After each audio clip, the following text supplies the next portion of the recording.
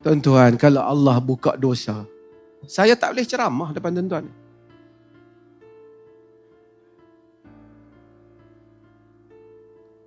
Tak payah. Siapa tak payah claim dia suci, tuan-tuan. Kalau Allah buka dosa kita, kita tak boleh berjalan dengan kawan kita. Tapi Allah itu pengampun. Ghafur, Ghafar, Sitir. Dia tutup dosa kita. Hari-hari kita sebut, Rabbi ghafirli, Rabbi ghafirli. Supaya ditutup dosa kita.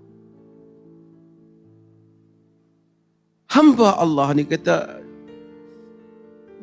dia buat lagi. Allah kata, alima abdi anna lahu rabban yaghfiru dzam wa ya'khudhu bidzam.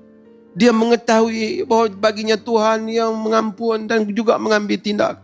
So, kemudian dia balik buat lagi. Rabbi. Setiap kali dia buat, wahai Tuhan, aduh, minta ampun lagi.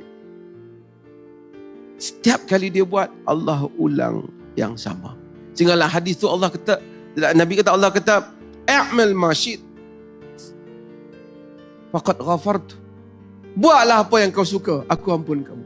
Hadis ni bukan galakkan maksiat, tak.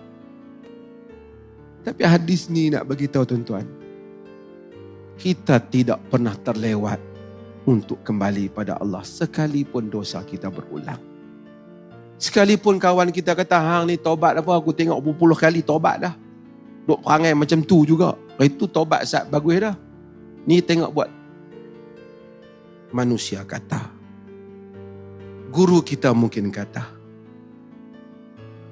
Tapi Allah tetap kata, kalau kau kembali pada aku ampun kau.